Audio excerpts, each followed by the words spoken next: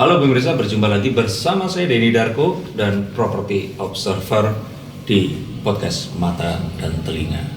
This is your tool to feed your soul.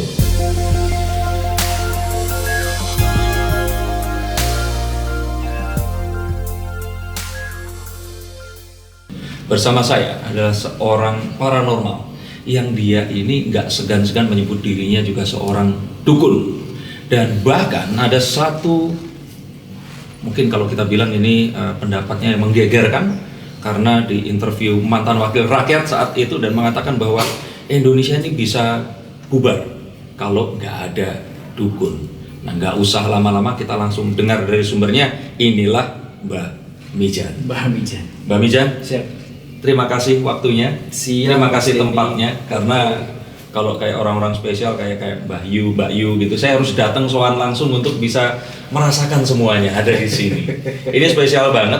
Siap. Dan saya pengen banyak ngobrol, tapi ini lebih ke mungkin nanti latar belakangnya. Oh, siap. Nah, karena kalau di Mata dan Telinga lebih ke bagaimana kita itu kemudian akhirnya melakukan sesuatu yang mungkin saja ini direncanakan tapi tertunda, Iya. atau sesuatu yang memang nggak direncanakan, atau sesuatu yang jangan-jangan adalah sebuah paksaan. Nah, kita berangkat dulu dari Mbah Mijan ini. Baru sekali ini lihat seseorang yang umurnya belum lansia dan wajahnya cenderung baby face, mungkin karena pakai susuk awet muda. Ini dipanggil Mbah. Ya, walaupun saya tahu dan orang kalau di Wikipedia itu ada, coba diceritakan langsung dari sumbernya, keluar dari mulutnya, kenapa kok Mbah? Iya. Mbah itu karena saya menggunakan nama dari gurunya kakek. Gurunya kakek. Kakek punya guru namanya Samijan. Oh, Dan kakek manggilnya Mbah Mijan. oke. Lalu kakek sudah punya komitmen ketika nanti keluarlah cucu pertama yang memang memiliki energi lain Dan laki-laki. dan laki-laki. Dan ternyata saya itu yang lahir. Akhirnya nama itu diestafetkan atau diberikan ke cucunya. Ya, orang dulu memang begitu. Iya. Dan nggak cuma di Indonesia. Kayak misalkan ada King siapa, gitu, Henry atau siapa, ada juniornya. Yes, Ya, betul. Oke. Tapi beliau Iya. masih ada atau sudah meninggal? Sudah dunia? meninggal. Sudah meninggal Iya. dunia ya. Itu di daerah Kebumen. Kebumen. Oh, tapi di KTP namanya siapa? Samijan. Jadi memang aslinya itu. Asli. Kalau kayak saya nih, Denny Darko, bukan nama saya tuh. Denny Darko itu nama cari duit. Ya. Nama buang duitnya beda. Ya. Di akte tanah gitu atau di BPKB mobil bukan Denny Darko Iya, gitu. iya. Nah, tapi Mbah itu memang namanya Samijan. Asli Samijan. Artinya apa, Mbah? Samijan itu tidak ada arti yang eksplisit Yang- sih iya. ya. Jadi benar-benar aja ya nama peninggalan gitu aja. Oh. Mungkin kakek saya punya harapan ketika nanti saya dikasih nama Mbah Mijan itu sesuai dengan sosok guru yang beliau kagumi barangkali seperti itu. Ya, karena kalau kita telisik nama-nama di Jawa ya terutama ya, kalau dulu itu orang-orang berharap nama baik itu berasal dari kata-kata Sanskerta, Ya. atau kalau tidak Ketangguhan itu muncul dari nama-nama binatang, Betul. gajah mada, nah atau siapapun, Lembu suro. ya lembu suro seperti itu. Nah, tapi kalau Mbah Mijan ini berarti kalau menurut saya sudah masuk mungkin pengaruh dari Tiongkok ya, karena kalau misalkan kayak kakek saya namanya Sumiran, itu kan tiga fonal gitu loh, Oh. 3 suku kata. Oke. Itu kan kayak orang Chinese kan, misalkan Tan Xing siapa seperti itu. Nah, mungkin karena ada pengaruh itu namanya begitu, tapi nggak ada arti makna tersendiri berarti ya. Secara eksplisit tidak ada. Oh, oke. Memang benar-benar nama gurunya kakek. Pokoknya dikasih aja deh. Iya, oke. Nah, pakai nama Mbah itu dari kapan? Karena kalau misalkan pengalaman pertama kan dimulai dari kelas 5 SD ya, Mbak? Iya, Nah, itu. betul. Nah, nama Mbah itu munculnya itu kapan pertama kali? Dari sejak diperkenalkan ke klien-kliennya kakek. Kakek itu kan ahli patah tulang. Oke. Kemudian banyak klien-klien Iya. yang datang dan pada saat saya sudah mungkin yang menurut kakek sudah masuk hitungan atau masuk time untuk Kalau dokter sudah lulus koas ya? Yes, Iya. seperti itu. Akhirnya disuruh bantu kakak buat ngobatin klien-kliennya kakek. Kemudian mereka disuruh memanggil saya Mbah. Mbah. Oh. Walaupun ini anak kecil, Iya. jangan panggil Dek, Iya. karena namanya adalah nama guruku. Oh. Kamu panggil Mbah. Iya. Jadi di Mbah ya sejak kecil itu. Oh, kecil sudah mbah-mbah berarti Sudah ya? mbah-mbah. Oh. Kalau di tempat saya namanya itu ini Sangkal Putung yang Iya, ya Sangkal Putung ahli itu. Kalau di Jakarta Cimande namanya. Iya, betul. Ya, Berarti Nah, kita masuk ke dukun. Iya. Berarti memang beliau ini juga sudah dukun ya, karena Sangkal Putung ini kan menguasai ilmu untuk Dukun urut, dukun pijat. iya, Iya. iya, iya. Nah, tapi Mbah ini nggak segan-segan memanggil dirinya sendiri ini dukun. Padahal orang-orang lain ini biasanya takut Iya, iya. kalau dianggap sebagai dukun. Mereka mencari nama-nama paranormal atau misalkan ahli spiritual atau seperti saya membaca kartu tarot seperti itu. Nah, tapi kok berani ngambil dukun dan terus apa maksud statement dengan kalau nggak ada dukun ini bubar nih atau ini? Saya punya alasan yang kuat bahwa dukun itu benar-benar tidak bisa dipandang sebagai satu sisi saja. Dukun santet itu salah satu dari moda. Ibarat kata kalau kita ngomongin baju, baju yang putih pasti ada bercaknya. Oke. Ya, itu salah satu bercak dari sebuah baju. Bahwa dukun santet tidak bisa dihubungkan dengan dukun-dukun yang lain. Dukun santet itu berbeda dengan dukun urut, Ya. berbeda dengan dukun rias, berbeda dengan dukun beranak, Oke. berbeda dengan dukun sunat, Ya. seperti itu. Jadi saya bilang bahwa dukun zaman dulu sangat-sangat bermanfaat. Kehadiran dukun di Indonesia zaman dulu benar-benar sangat-sangat berguna. Ya. Bagaimana orang mau melahirkan, Ya. mereka butuh dukun beranak. Betul. Bagaimana orang mau dirias, mereka butuh dukun rias. Bagaimana mereka mau sunat, harus ke dukun sunat. Jadi dukun itu dulu benar-benar di Profesi terpandang. iya. Gitu. Oke. Dari situ buat saya kenapa kita harus alergi dengan sebutan dukun? Iya. Kecuali mereka memandang dukun itu hanya satu sisi. Maka disinilah saya hadir untuk, jangan dipandang satu sisi saja. Kalau kita memandang sisi negatifnya, sisi nodanya, sisi bercapnya, ya salah. Betul, betul. Sebelum kita masuk ke kartu, karena spesialnya di sini adalah Yes. yang nanya bukan saya, Mbak. Oke. Tapi yang menanyakan ini adalah nasib, destiny, Yes. yang akan dikocok seperti ini. Tapi terakhir, Yap. itu berarti waktu itu ngomong di depan Mas Anang Hirmansyah ya. Nah, Mas Anang pendapatnya apa waktu itu?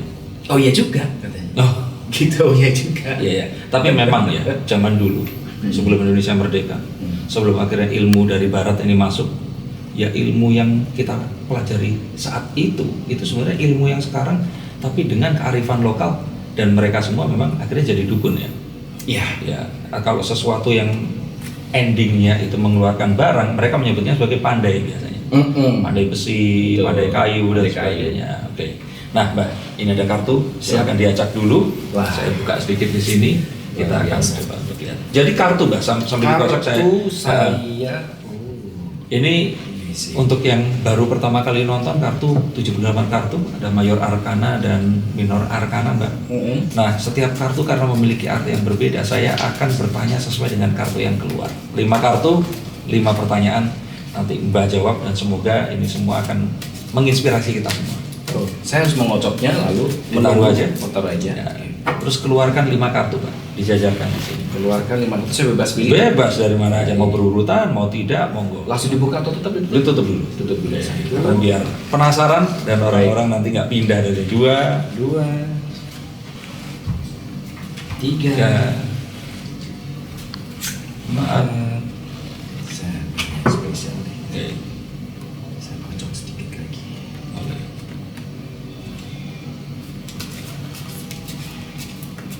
Jadi mungkin kalau yang didalami oleh Mbak, terus Mbak Yu almarhumah ini kan sesuatu yang sifatnya kearifan lokal.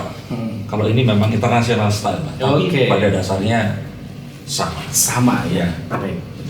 Seperti yang tadi diceritakan bahwa kartu itu ada banyak sekali ininya, gambarnya, dan artinya juga beragam di sini. Kita mulai dari pertanyaan pertama. Pertanyaan pertama. The Two of Coins. Mbah, ini ada seseorang. Dia tampak seseorang yang dari wajahnya ini dia seorang yang jago memainkan akrobat. Jadi dia memegang sebuah piranti yang orang mungkin nggak tahu ini apa, tapi dia tampak mahir menggunakannya. Di kartu yang berbeda, ini adalah gambar 2 pentacles atau 2 medali yang dilemparkan secara bergantian tanpa terjatuh. Dan ini menggambarkan bahwa apapun yang dilakukan secara berulang kali, eventually akan membuat orang tersebut menjadi ahli. Oke. Tapi hati-hati, terkadang kita melakukan sesuatu dan kita lupa terhadap apa yang menjadikan cita-cita dan tujuan jangka panjangnya. Sehingga kalau dilihat di sini terlihat dia kapal yang harus jadi naiki itu bersaut dan meninggalkan dia pergi. Nah, Mbah, kapan pertama kali Mbah harus tahu bahwa ini akan menjadi sebuah profesi? Karena kalau dari sejarah, Mbah ini kan belajar itu kan sebenarnya profesinya kalau sempat sekolah IT ya waktu itu. Iya. Nah, sampai akhirnya seperti ini itu gimana sih? Karena ada satu cerita juga yang cerita Mbah ini sempat untuk ya udah merantau ke Jakarta itu jadi orang biasa. Tapi karena ternyata klien ini nggak merelakan, malah di Jakarta juga dapat klien, akhirnya balik lagi ke sini. Coba diceritain, Pak. Gini, jadi saya merasa jenuh dengan aktivitas saya yang cukup monoton. Itu ketemu dengan klien lagi dari kecil sampai saya lulus kuliah. Oke. Gitu. Saya pikir sepertinya dengan saya punya modal ijazah ini bisa mengubah arah. Ada satu impian ketika saya sudah mulai mengenal cinta, bahwa cinta yang pacaran bahasanya, itu memang menuntut saya untuk yang sewajarnya. Yeah. Akhirnya timbul sebuah motivasi, oke, kalau gitu saya pengen bukan ganti profesi, saya pengen mengubah arah deh, kayak gitu. Tahun 2010 tanggal 26 Februari saya datang ke Jakarta. Dengan bermodalkan ijazah, saya pikir saya bisa diterima di salah satu perusahaan. Saya punya bayangan saya akan pakai baju rapi, saya pakai sepatu yang mengkilap, gitu. Pokoknya. Umur berapa waktu itu berarti? 27. Nah, tapi memang umur idealisme ya waktu itu. Iya, seperti itu. Tapi ternyata tahun 2010 itu saya juga lagi gemar dengan Facebook. Akhirnya teman-teman SD, SMP, STM, kuliah dan klien-klien saya ketemu lagi di situ. Loh, Bang Mijan di Jakarta toh? Nah, sudah dari situ akhirnya nggak berganti, malah terus sampai sekarang. Lalu saya menyadari bahwa saya tidak menginginkan ini. Saya tidak punya cita-cita suatu saat akan jadi dukun, jadi panomah, nggak seperti itu. Saya berjalan mengalir begitu saja. Makanya pada saat saya merasa mungkin ini sudah jalannya, tahun 2011 setelah saya ketemu lagi di Jakarta dengan teman-teman lama, klien-klien lama yang niat awal adalah saya mau cari pekerjaan. Akhirnya saya mulai membuka diri, membuka hati bahwa ya sudahlah. Dimulai dari tahun 2011 itulah, 11 September 2011 saya ingat betul. Nah, itu momen penting.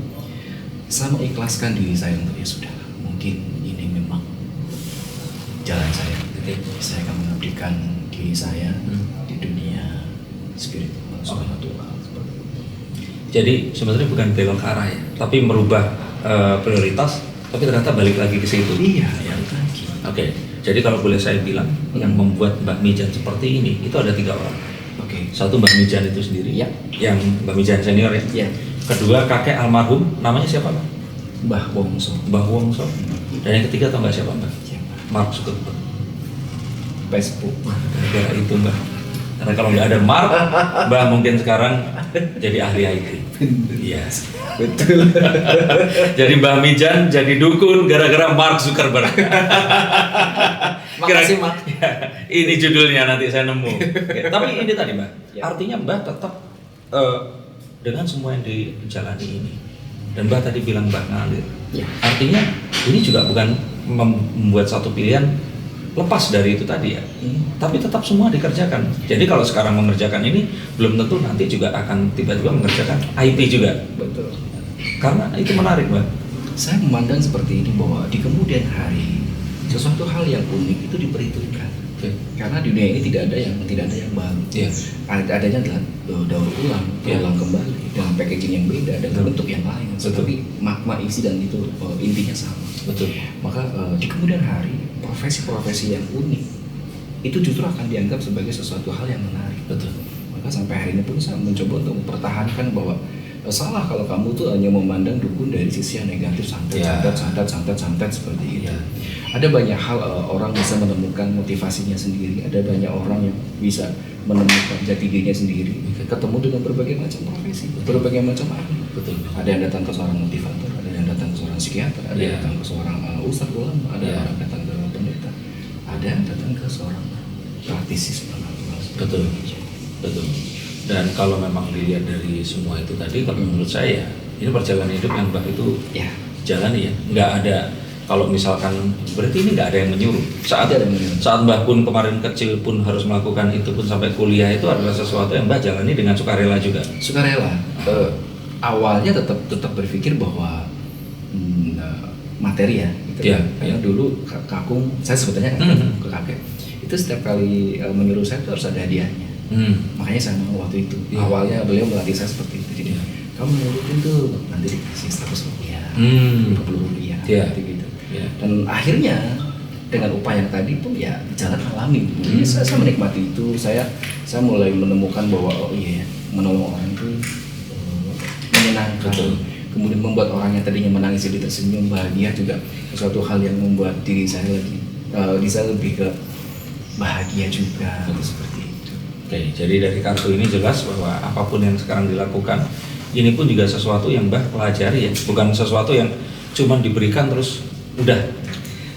Teman-teman juga nggak boleh lupa bahwa saya punya background pendidikan yang pada saat saya menerima apapun ilmu yang bentuknya adalah logik, saya pasti berpikir karena saya punya akal. Saya bilang saya harus menemukan alasannya dulu, Iya. lalu saya bisa, lalu Iya. saya mau dan sebagainya. Jurusannya apa dulu, Mbah? Teknik informatika. Tapi kalau di STM-nya Tapi tetap semuanya pasti itu logika ya. logika. Dan ini unik karena saya juga interview Denananda. Ya. Dia juga, tapi sekarang sampai detik ini dia masih IT. Jadi dia punya kerja di sebuah kantor di bilangan Jakarta Pusat. Dia ini masih mengerjakan itu dari programming, coding dan sebagainya. Dan di waktu malam ya praktisi misteri. Tapi ini sesuatu yang pengen saya bawakan juga, bahwa kadang orang itu memilah-milah. Yes. Kalau sudah ini ya ini, padahal kalau menurut saya ya bukalah terhadap semua opportunity. Kita nggak boleh gini. Kita tidak boleh monoton dalam menjalani hidup. Ya. Karena kalau kita berbicara Indonesia, Mas, Indonesia ditakdirkan menjadi sebuah negara yang penuh warna. Perbedaan Indonesia, jangan berbicara dari perbedaan keyakinan, berbicara soal fisik, tapi sudah dimulai dari sananya. Ya. Pulau yang terpisah-pisah itu benar-benar warna yang cantik, Betul. maka jadilah Indonesia. Ya. Kalimantan bentuknya begitu, Ya. Sulawesi bentuknya begitu, Jawa begitu, Irian begitu. Itu kan sebuah pulau yang akhirnya kita bisa tahu bahwa memang kita ditakdirkan Ya. dari keharmonisan sebuah perbedaan. Ya. Nah, ini salah satu faktor bahwa kita tidak boleh monoton. Ya. Pada saat kita punya pekerjaan A, pekerjaan B, atau kalau kita bisa melakukan pekerjaan C, Ya. kita bisa melakukan pekerjaan D, atau mungkin ada sesuatu yang terpendam ketika kita kulik, kita bisa nemu job baru. Betul. Masing-masing orang, satu orang bisa mengerjakan 5 sampai 10 job dalam hidupnya. Kenapa kita hanya satu? Betul. Dan perbedaan itu yang kita sikapi. Yes. Dan itu kemarin juga yang mendapatkan applause waktu Pak Jokowi di G20 memberikan sebuah pidato bahwa buat orang-orang lain di luar Indonesia perbedaan ini adalah sesuatu yang harus disatukan. Tapi di Indonesia perbedaan ini adalah kekuatan kita. Setuju. Kita buka kartu yang lain. Yang kedua, Ada kartu judgment. just Judgment ini Kira-kira. tentang bagaimana orang Ya. itu kalau kita bilang itu yang paling gampang dengan kartu judgment itu seperti don't judge a book by its cover, seperti itu. Nah, karena ini kartunya didasarkan dari cerita biblikal dari Bible. Ini cerita tentang bagaimana Sang Mesia, kalau di sini Yesus ya. Ini memberikan sebuah sesuatu yang mana yang benar, mana yang salah, seperti itu. Nah, tapi kalau arti kartu ini sesungguhnya Mbak adalah sesuatu yang mungkin orang saat lihat Mbak, ini apa yang di kepala mereka. Nah, so far Mbak dengan Mbak rambut gondrong. Dulu kan sebenarnya rambutnya kayak saya ya, Iya, terus jadi gondrong, terus pakai sarung kemana-mana seperti ini, bepergian kemana-mana. Itu pandangan orang gimana? Kita mulai orangnya dari orang tua dulu. Oke. Orang tua saya karena memang Sudah tahu seperti itu, biasa saja. Ya. Hanya berpesan yang penting jalani dengan benar, Ya. jalani dengan sungguh-sungguh. Oke. Kamu meneruskan perjuangan kakek, jangan jadi orang yang buta. Oke. Kamu harus tahu siapa yang sedang ada di depanmu, siapa yang harus kamu tolong, siapa yang harus kamu bantu dan sebagainya. Lalu kalau dari orang-orang sekitar, teman-teman sekolah saya di SD, SMP dulu memang melihat saya sebelah mata. Iya. Wah ini cucunya dukun gitu. Betul. Kemudian saya juga sempat merasakan bahwa merasakan galau ya, merasakan baper barangkali kalau istilah Anak-anak. saya namanya paling jelek di antara teman-teman satu kelas. Iya, namanya nama-nama bule. Wah, aku tua banget tuh Pak. Betul. Kok Samijan. Betul. Gak pede kalau kenalan sama cewek. Iya.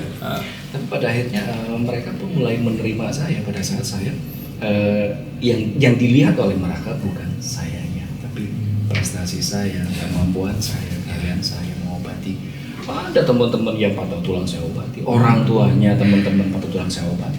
Mulai dari situ. Oke, dan Mbah nggak merasa kalau kemarin kan sempat insecure, baper gara-gara itu. Tapi sekarang ini Mbah menerima. Saya menerima bahwa ternyata nama Mbah Mijan yang diberikan oleh kakek memiliki makna yang sangat berarti buat kehidupan. Dan nggak cuma nama, tapi profesi dan semua hal yang memang terkandung di dalamnya itu. Betul. Jadi kata kakek saya bahwa saya akan terlahir utuh seperti Mbah Mijan yang beliau kenal. Dan mungkin ini seperti ini yang beliau kenal. Iya. Tapi kan mengandung juga risiko. Ya. Misalkan saat Mbah menikahi istri Mbah, ya. Orang mertua kan nanya kan. Oh iya. Iya. Terus nikah sama dukun. Iya tuh boleh. Cowok tuh loh. Nah, makanya maksudnya cowok ada banyak, kenapa kok dukun gitu. Nah, melihat dan seperti itu. Tapi nggak ada sedikit pun Mbah ingin kayak terendah atau aduh kayaknya penampilannya jangan gila atau gimana. Saya memang tidak pernah mementingkan tentang penampilan yang apalagi gini, mengcustom diri saya menjadi punya ciri khas dengan pakaian, memang tidak. Jadi saya tidak akan mengubah itu dan hanya mengalir begitu saja. Kalau istri kebetulan, karena latar belakangnya adalah dulu teman-teman dekat kampus lah ya, yang berhadapan. Jadi saya ngobrol dengan istri itu di luar dari konteks ini. Walaupun ketemu dengan ibu mertua sempat, "Bo, kamu bilang sama cowokmu jangan kerja begitu, suruh cari kerja apa." Nah itu cara saya datang ke Jakarta seperti itu. Oh itu ya ternyata. Iya.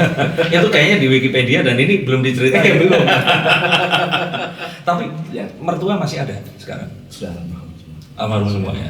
Tapi dalam kondisi almarhum pun sudah rela ya akhirnya. Nah terakhir bahwa saya membuktikan diri bahwa profesi seperti ini itu bukan negatif. Akhirnya bagaimana saya juga bisa memberikan solusi buat keluarga besar, istri. Ketika ada keluarga besar yang mengalami punya problem lah katakan masalah dan entah masalah kesehatan atau masalah kehidupan, saya bisa memberikan solusi. Dari situlah terjalin keharmonisan gitu. Pada akhirnya menerima. Dan kalau Mbah lakukan ini berarti ada nggak momen di mana akhirnya terjadi kalau saya bilang itu moment of revelation itu seperti saat mungkin Rasulullah dibekap oleh malaikat Jibril terus dibisikkan Iqra. Tapi saya nggak menyamakan Anda dengan Rasul ya, tapi maksudnya ada satu momen yang akhirnya membuat perubahan dari sebelumnya yang Mbah Mijan yang dulu sama Mbah Mijan yang sekarang. Itu momen apa Mbah? Yang membuat saya berubah ini memang kita berbicara soal progres, soal proses. Setiap orang pasti punya progresnya sendiri, punya menjalani prosesnya sendiri. Saya lebih ke saya punya impian di kemudian hari bahwa saya akan kembali seutuhnya menjadi seorang Mijan yang diberitakan oleh kakek, walaupun bukan sekarang. Ada satu pesan kakek yang masih saya simpan. Apa itu, Bang? Dan mungkin belum bisa saya katakan di sini. Oh gitu. Tapi ada tujuan di kemudian hari yang memang saya harus mengikuti kemauan dari kakek. Jadi sekarang pun Mbah Mijan masih bertransformasi. Saya sedang dalam perjalanannya. Dalam perjalanan. Jadi benar-benar sedang berjalan di atas proses itu. Iya. Dan mengingat bahwa Mbah Mijan juga nggak malu, nggak takut, nggak istilahnya mendeklarasikan sebagai dukun. Nah itu pun artinya juga mengandung sebuah ini ya Mbak, beberapa teman terus ada yang menjauhi dan sebagainya itu. Tentu. Buat saya gini, jangan pernah menjalankan apapun dengan setengah-setengah. Karena menurut saya adalah untuk menemukan sesuatu hal yang kamu cari, kamu harus jalani secara maksimal, secara seutuhnya. Contoh seperti saya menjalani profesi seorang paranormal itu harus sungguh-sungguh. Kalau kamu sedang mencari Tuhanmu, kalau kamu sedang mencari keberadaan dari Sang Pencipta, jalani profesimu dengan sungguh-sungguh. maka kamu akan ketemu dengan banyak hal yang terjadi. Ya. Kalau kamu di profesi ini setengah-setengah, kamu nggak akan mendapatkan apa. Maka saya bilang sekali lagi bahwa saya sangat sungguh-sungguh sih seorang praktisi seorang Tuhan. Ya. Gitu. Tapi dalam prosesnya saya memang sedang menjalani sesuatu hal yang diperintahkan oleh walaupun masih rahasia. Betul. Nah, suatu saat nanti Suatu saat. orang balik lagi ke konten ini, oh ternyata itu rahasia. Iya. Oke, yang berikutnya. Yang ketiga. Ada kartu The Page of Coins. Page of Coins ini tentang seseorang dan dia memegang satu lambang tentang kesehatan, tentang kesejahteraan hidup yang penuh materi dan sebagainya. Dan page ini menunjukkan seorang pelajar, padawan, seseorang yang mempelajari sesuatu. Page of Coins menceritakan bagaimana Mbah itu beradaptasi dengan kebutuhan yang sifatnya kesehatan dan juga keuangan. Oke. Nah, menurut Mbah, dengan apa yang Mbah lakukan ini tadi, ini kan berarti kan orang kalau misalkan nih anak kecil gitu, atau enggak anak kecil ya, anak SMA datang ke BP counseling gitu, kamu nanti mau jadi apa? Saya yakin itu cuma 0,0 sekian persen ya, aku mau jadi dukun. Nah, iya kan. Nah, kalau menurut saya, apakah itu tadi Mbah kan cerita bahwa segala sesuatu itu kalau kita lakukan dengan sungguh-sungguh pasti akan menghasilkan. Nah, tapi kembali lagi di sini kan, balik lagi begini Mbak. Untuk pekerjaan seperti Mbah ini kan berarti seorang yang nggak beda dengan freelance juga kan, nggak pasti gitu loh. Nah, Mbah menyikapi ini bagaimana? Saya tidak menjadikan profesi saya menjadi ladang materi atau penghasilan buat saya. Oke. Saya tidak terlalu berbicara tentang mengkomersilkan apa yang saya punya, apa yang saya miliki. Baik. Tapi saya justru punya keyakinan bahwa satu orang itu bisa menjalani pekerjaan lebih dari 10 pekerjaan. Oke. Maka yang saya jalankan adalah saya berbisnis, kemudian saya berdagang, kemudian saya menciptakan lapangan kerja dan sebagainya. Itu Mbah Mijan cari duitnya. Cari duit. Berarti di sini ini nggak cari duit, tapi lebih karena menjalani ya karena Mbah lahir dari panggilan saja. Dari Mbah Wongso, dan Mbah Wongso diturunkan ilmu dari Mbah Mijan senior. Betul. Dan Mbah Mijan memikul nama Samijan itu dan harus melakukan ini. Jadi ini kayak menjalani ya, kalau Mbah Mijan lahir kodratnya laki-laki ya harusnya menikah dengan perempuan seperti itu ya.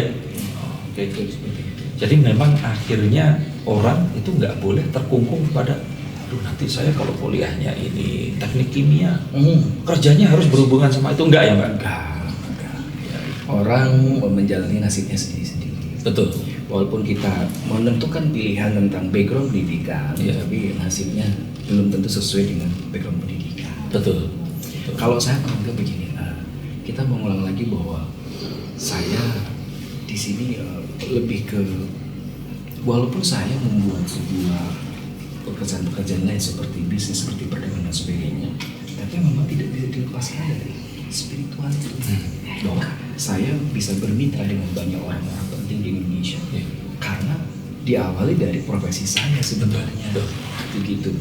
Akhirnya saya punya rumusan bahwa ketika kita tidak mengkomersilkan hal-hal seperti ini secara berlebihan, maka kita justru sebetulnya mendapatkan peluang lain. Jadi ini kunci pembuka pintunya. Benar. Dan setelah kita masuk ke ruangan itu sebenarnya yang ada. Yes. Iya. Ini sesuatu yang nggak banyak. Mungkin penonton di sini yang berpikir bahwa dunia itu 1 + 1 sama dengan 2. Jadi dia berpikir kalau melakukan sesuatu ya dapat duitnya cuma dari situ. Itu ternyata nggak sepenuhnya betul ya. Contoh misalnya kayak tadi Mas Tini bilang bahwa background pendidikan tidak bisa disamakan dengan pekerjaan. Betul. Kadang kalau bertolak belakang. Betul, gitu. betul. Buat saya, teman-teman yang mau menjalani hal seperti itu, cukup jalani dari apa yang benar-benar teman-teman itu paling sukai. Atau paling sudah kulino sudah bisa. Ya. Tapi banyak sekali orang yang bertanya tentang saya kenapa tidak tahu dengan apa yang saya sukai. Oh, betul. Makanya saya bingung, ayo jadi karyawan saja deh. Iya. Gitu ya. Ada orang yang malas mengulik, ada orang yang mau mengulik. Ya, kalau Steve Jobs bilang itu living on somebody else's dreams. Yes. Jadi kayak orang lain, terus kita ngikut orang lain itu ngapain gitu, Mbak. Betul. Nah, tapi balik lagi, artinya kadang-kadang sesuatu itu nggak harus menghasilkan uang, tapi berpotensi memang membuka peluang yang lebih baik. Tapi intinya adalah itu tadi ya, kalau boleh dibilang itu piguno, memberikan kegunaan kepada orang yang lain. Nah, kita lihat ke kartu berikut. Kartu keempat, The Six of Cups. Six of Cups. Gambar satu orang ini kalau dibilang itu kakak yang terus kemudian memegang cawan. Yang seharusnya cawan ini tempat air, Mbak. Tapi malah diberikan kepada seseorang yang dia anggap adik atau consider family member gitu loh. Nah, cup sendiri itu sebenarnya adalah kartu tentang emosi, cita-cita, harapan, sesuatu yang terlihatnya itu tenang tapi mungkin di dalamnya bergolak. Terlihatnya dangkal tapi sebenarnya itu dalam sekali. Dan ini menggambarkan juga bagaimana Mbah, kalau menurut saya di sini tuh apa sih dalam hidup ini yang Mbah itu kalau dibilang itu apa ya? Mungkin sesuatu yang menggugah, sangat menggugah dan membuat Mbah ini mau melakukan apapun yang sekarang ini dilakukan. Ada satu alasan tertentu, atau mungkin pernah diceritakan pernah bantu satu orang yang mungkin mohon maaf nih, bunuh diri atau mau melakukan sesuatu yang seharusnya dia bisa nggak lakukan itu, terus orang ini diselamatkan. Ada cerita begitu atau bagaimana, Bang? Ada. Saya dalam perjalanannya adalah bagaimana mengamati diri saya sendiri tentang jujur. Kadangkala saya ketemu dengan sebuah problem yang saya bilang saya nggak mampu, tapi ternyata kok saya bisa mengatasi.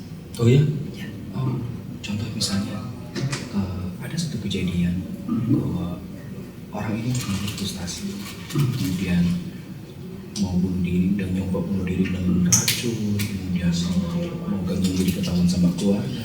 Akhirnya keluarganya datang ke saya, menyampaikan keluhan anaknya mengalami frustasi dan sebagainya. Saya bilang ketika saya tidak bisa ketemu, saya tidak bisa menyentuhnya, bagaimana cara saya mengatasi dan seperti itu. Tapi akhirnya dengan saya bilang ya sudah, saya coba, saya berdoa segala macam, dan ternyata dia tiba-tiba mengurungkan niatnya untuk melakukan bunuh diri.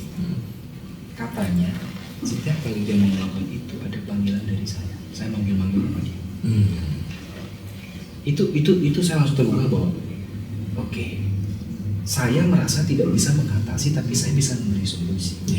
Ini sesuatu hal yang menggugah diri saya bahwa ada something energy, ada others energy yang membuat saya bisa bermanfaat dengan orang walaupun tidak ketemu. Ini yang harus saya pertahankan, ini yang harus saya gali, ini yang harus saya tekuni. Itu membuat saya langsung Itu bensinnya? Iya, seperti itu. Tapi jauh dari itu adalah saya memang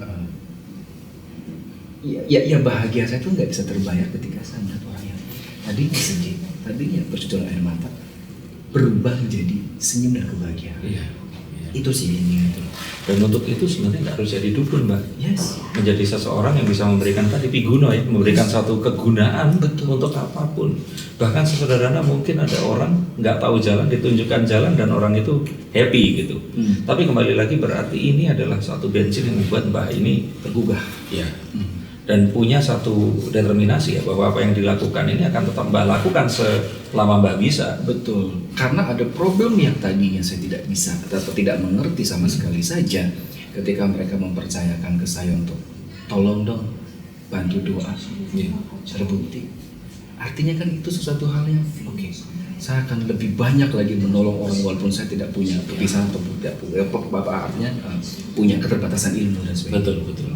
Nah, Mbah tadi bilang kalau saat masalah itu datang, Mbah sebenarnya nggak tahu cara untuk menyelesaikannya, betul kan? Yes. Nah, itu artinya berarti kan Mbah sebenarnya nggak punya kemampuan untuk menyelesaikan, betul dong? Yes. Nah artinya ini yang menyelesaikan bukan Mbah kan? Yes. Nah, berarti orang itu ngapain datang ke Mbah, betul nggak? Ya. Yeah.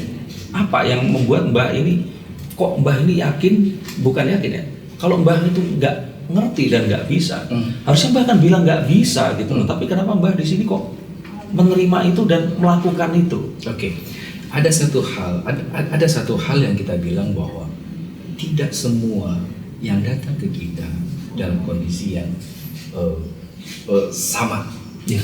Contoh, pada saat Mas Demo tidak bisa apa-apa, merasa tidak punya kemampuan apapun, tapi ketika di depan Mas Demo ada orang sakit dan minta tolong, kita tinggalkan. Ya enggak juga ya. Enggak. Ya.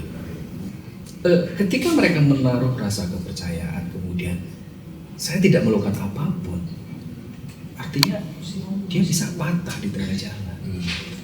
Maka saya berikan semampunya, saya berikan sebisanya. Kembali saya punya catatan bahwa saya pegang teguh tentang kalimat kakek. Wong muridku sadar mau jadi lantaran. Itu hanya sekedar sebagai perantara. Ya, selang. Ya, selang. Selama kamu menerima jadi seorang perantara, ya wes lakonono jalani ya. Ya. Gitu. Artinya kalau perantara, Yes. berarti penerimanya jelas dong. Yang ngasih berarti siapa? Berarti Mbah ini tetap mengaku bahwa kemampuan Mbah datangnya dari Tuhan. Dari Allah. Ya. Saya sepanjang praktek, walaupun saya mengatakan diri saya seorang paranormal, seorang dukun yang identik dengan makhluk-makhluk halus dan sebagainya, saya katakan berkali-kali dalam kesempatan apapun, saya tidak pernah meminta bantuan jin, tidak pernah minta bantuan setan tentang profesi yang sedang. Ini sesuatu yang menarik. Mbah nggak pernah sama sekali. Tidak pernah. Jadi, tapi Mbah percaya itu ada kan? Iya. Ya kan sebagai Muslim kan. Karena itu kan iman plus. Ya, dan Mbah juga berinteraksi kan sama mereka. Berinteraksi dengan mereka. Oke. Ketika saya bisa mengalahkan makhluk halus, kenapa saya harus meminta mereka? Makhluk halus berarti kan lebih rendah daripada manusia sendiri. Dan saya punya pengalaman secara nyata ya, bahwa ketemu dengan makhluk halus, mereka bisa kita kalahkan. Kesempatan mereka untuk apa kita ambil? Iya. Gitu. Iya. Nah, saya ini satu rahasia ya, ini satu rahasia bahwa yang saya katakan ke Mas Dini. Nggak pernah dikatakan ke orang lain berarti. Saya setiap kali memberikan solusi ke klien-klien saya menggunakan perhitungan huruf-huruf Quran. Itu orang nggak tahu. Baru sekali ini Mbak membongkar ini tadi. Saya meyakini dalam Quran itu syarat dengan segala hal, entah yang sifatnya akademis atau sifatnya di luar dari logika saya. Dan itu bukan kebetulan. Kebetulan saya pelajari semuanya. Saya meyakini bahwa ketika saya mulai membaca lembar demi lembar, disitulah saya menemukan oke, ini yang untuk kesini. Dan tahu-tahu saya ketemu dengan sebuah rumusan bahwa kayaknya cocoknya kalau kamu punya masalah ini, kamu bacanya surat ini, bacanya ayat ini dan sebagainya. Kalau bukan Muslim, ada dong pasien yang bukan Muslim. Betul. Tapi makanya saya hadir dengan profesi seperti ini karena saya bisa sering lintas juga keyakinan. kedatangan orang-orang yang non Muslim. Gitu. Iya. Ya buat mereka itulah Mbah kasih sarana. Tapi kalau Mbah mengambil dari Al-Quran bukan artinya mengislamkan mereka. Bukan. Tapi sama seperti kalau misalkan pernah nggak dapat orang yang bukan orang Indonesia? Pernah. Nah, tapi kan Mbah jelaskan juga menggunakan teori dan bahasa Indonesia kan? Iya. Ya, dan sebenarnya apapun itu kan datangnya sama dari Sang Kuasa. Jadi saya pikir saat Mbah mempergunakan perhitungan huruf di Quran itu tadi, ya ini sifatnya universal. Yes. Ada banyak hal yang saya temukan ketika kita berbicara soal mantra, ajian-ajian dan sebagainya. Itu hampir mereka tuh menggabungkan antara kalimat-kalimat yang ada di dalam Quran. Kayak misalnya net ingsun. Iya. Net ingsun kan ada istilah Bismillah. Betul. Jadi kayak gitu sebenarnya. Jadi saya pikir perpaduan dari kitab-kitab ini. Betul. Nah, tapi balik lagi Pak. Itu kan memang kalau kita di Jawa kan waktu Wali Songo masuk dan merasa bahwa Islam ini nggak bisa disebarkan dengan cara yang dikasar gitu loh. Bahwa selain Islam itu musyrik, nah seperti itu. Akhirnya dengan cara seperti itu tadi. Tapi saat Mbah melakukan ini, terus ada orang yang menuding Mbah nih, wah Mbah itu cocok logi. Piye Mbah jawabannya Mbah? No problem. Bahwa pandangan orang itu perlu kita hargai. Berbeda gini. Ada satu hal yang belum terjadi di Indonesia adalah mereka belum terbiasa dengan sebuah perbedaan dan diskusi. Iya. Ya. Jadi mereka lebih senang didengarkan daripada mendengarkan dan membaca. Nah, seperti itu. Jadi buat saya apapun pandangan mereka, no problem saja. Okay. Yang penting don't judge by cover itu tadi. Iya. Jadi ya nggak masalah seperti itu. Tapi Mbah memang memiliki satu pengertian sendiri tentang hal-hal itu tadi ya. Nah, kalau saya bilang ya itu tadi, segala sesuatu itu nggak mungkin diciptakan berbeda. Itu kita harus mencari kesamaannya. Saya pikir sih di situ. Oke, sekarang kartu terakhir. Kartu kelima. Jadi Mbah ini nggak pernah meminta bantuan jin, Tidak. walaupun pernah ya, melihat dan sebagainya, berinteraksi kan itu. Berinteraksi, komunikasi. Okay. The Queen of Wands. Wanita ini melambangkan sesuatu yang dari nggak ada jadi ada. Karena manusia sendiri kita dilahirkan dari rahim seorang ibu, dan ibu adalah wanita. Tentang sesuatu yang Wands ini tentang tujuan. Ya. Nah, kalau artinya di sini Queen of Wands, Mbah punya tujuan tentang bagaimana Mbah melihat dunia mistis, misteri atau ya healing spiritual ini tadi seperti ini. Apa yang kalau menurut saya itu jadi, kalau kita bilang tumbuh itu berarti kan masa dulu saat Mbah Mijan yang di origin ini tadi ada, terus kemudian Mbah Wongso ada, dan Mbah Mijan ini kan berbeda. Bahkan mungkin penampilannya juga dengan seperti ini, lebih kalau kita bilang lebih necis ya, lebih milenial lah, seperti milenial itu. Kalau menurut Mbah nanti, kalau kita bilang dukun berarti kan perdukunan. Okay. Perdukunan di masa mendatang, di saat teknologi informasi, nah dunia Mbah juga ini berkembang sedemikian pesat.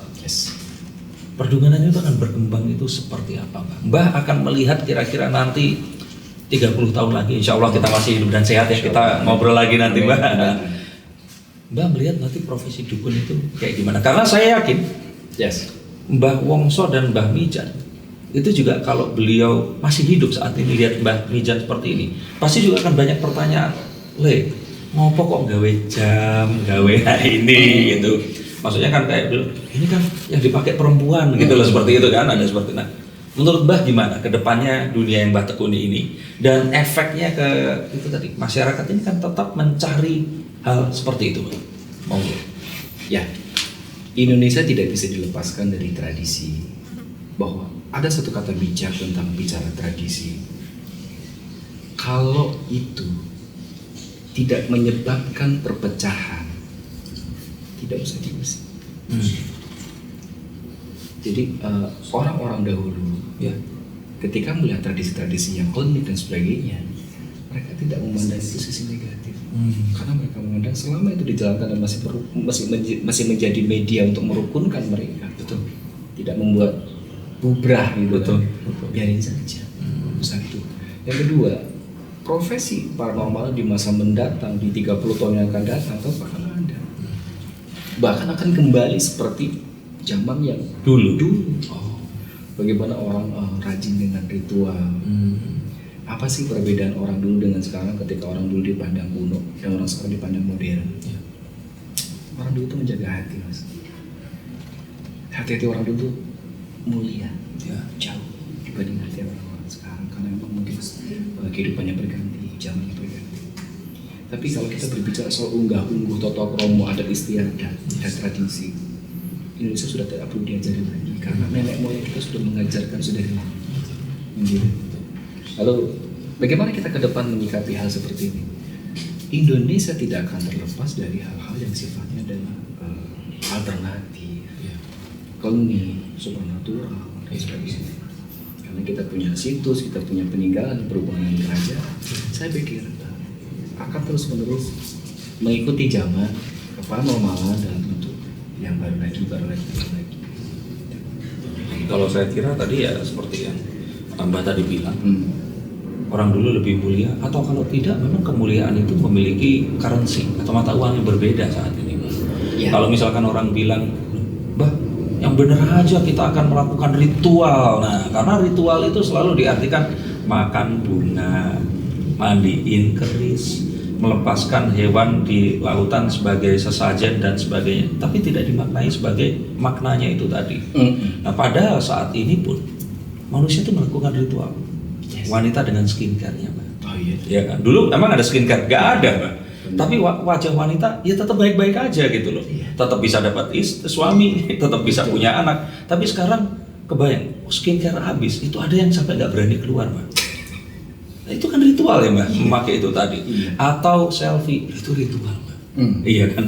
Nah, sebelum makan harus selfie. Itu tadi kan kalau menurut saya itu sama seperti juga mengorbankan. Ya tadi kita makan, makanan udah siap kita makan, kita korbankan itu. Nah, dengan mengorbankan sesuatu yang sebuah simbolisasi, misalkan dengan kayak di Bali kan ada canang dan sebagainya, terus ditaruh permen dan sebagainya, itu kan sebenarnya sebuah pertanda bahwa semua aspek dalam hidup kita itu rela kita korbankan untuk sesuatu higher being, Pak. Nah kalau menurut saya manusia betul banget hilang itu tadi dan digantikan dengan kita nggak apa-apa berkorban asalkan itu demi kita sendiri. Mereka menjadi individu dan harapannya memang hal seperti ini nih Indonesia bisa lebih spiritual, Pak. Karena hanya itu, Mbak, yang nggak akan kalau menurut saya tergantikan oleh teknologi. Dan yang paling penting memberikan identitas yang membedakan kita dengan orang-orang di seluruh dunia. Membedakan orang-orang di seluruh dunia Dengan kita. Itu, Mbak. Karena ini yang kalau kita bilang ya pembedanya. Saya kan pernah bilang sama Mbak bahwa orang-orang di luar sana itu mengapa mereka akhirnya nggak mencari ke dalam? Karena mereka sibuk menyelamatkan diri mereka dari keganasan alam, Mbak. Ya. Musim dingin, musim panas, Ya. dan mereka hanya happy di musim gugur dan musim semi. Tapi kalau di Indonesia nih, mereka punya waktu untuk eksplorasi. Betul. Dan kenapa bajunya kalau kita lihat orang Skotlandia ya cuman kotak-kotak, orang-orang di misalkan Rusia itu ya bajunya cuman kain aja. Tapi di kita itu penuh dengan simbol dan makna.